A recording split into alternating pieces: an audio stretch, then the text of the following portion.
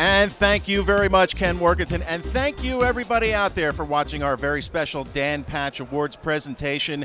And on behalf of all of us here at Meadowlands Racing and Entertainment, congratulations to the winners. It is time for a special In The Sulky, and I am always so stoked when I'm joined by the lady sitting properly distanced over to my right. That is Miss Nancy Takter. But let's say this, 2020 might not have been a good year for many, but not for Nancy Takter. It was a dream season for her and her team, culminating with her unanimous selection, as you just heard, as Trainer of the Year.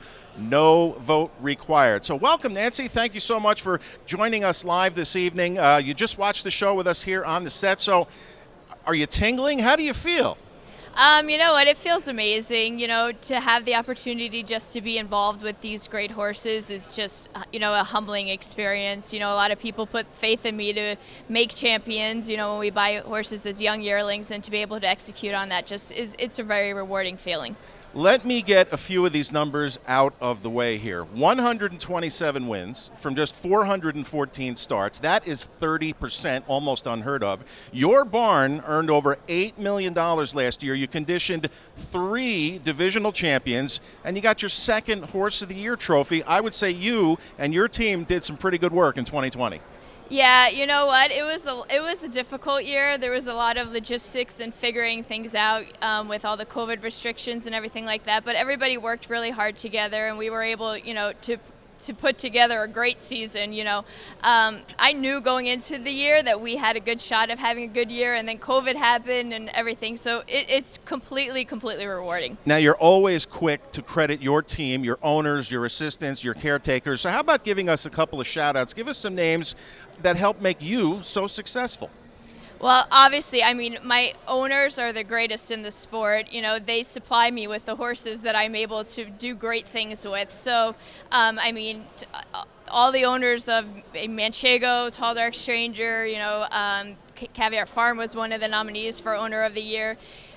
Three Brothers Stable, who, their mare, JK She's a Lady, was my first Horse of the Year, won Broodmare of the Year. So, you know what, I just have enormous support from the owners, and then my staff is just unbelievable. There's so many people, I couldn't even just name them all, because it's a really big team to get this engine to work. Well, give me a couple. How about Josert? How about Katie? Josert Fonseca. Josert, I told Josert 4 days before the Hambletonian, just so you know, you have to go to Canada and quarantine for 2 weeks, because we have to race Tall Dark Stranger in the North American Cup. And, there was never an argument. When somebody tells you need to go stay quarantined for 2 weeks by yourself, that's not always a great thing. But he never complained a moment.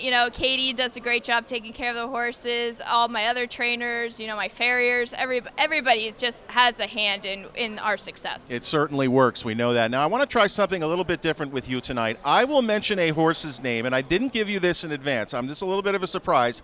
You please tell me the first thing that pops into your mind. Let's start with Kissin In The Sand. Favorite. Okay. A little more?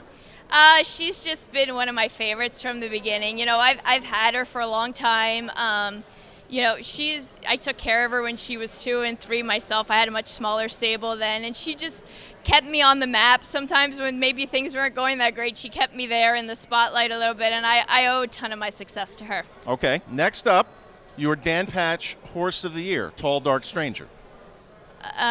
Tough. He's just the toughest horse ever.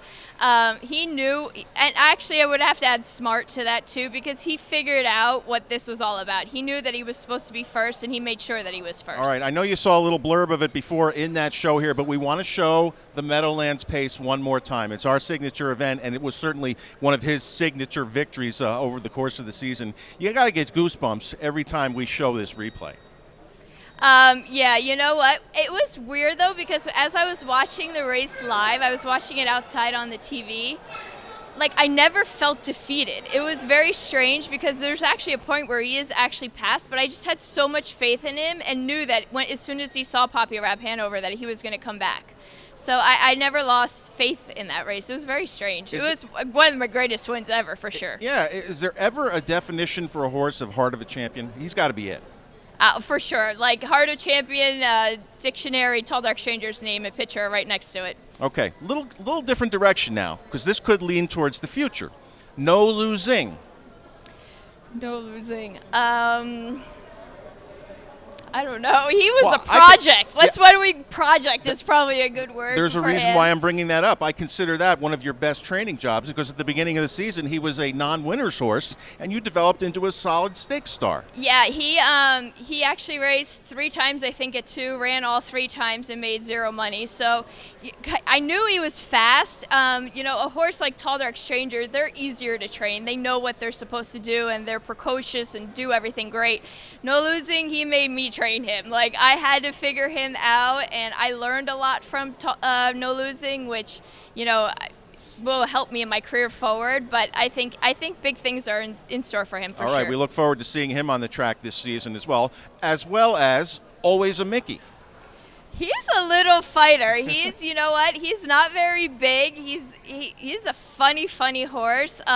He's the size of a pony, but he goes out there. He doesn't look small. He's got a heart of gold, and he just tries his little heart out. You know what? His body might be small, but I'm sure that heart's pretty big on him. Okay, that's what we like to hear. Now, I saved this one for last, and it's going to lead into my next question.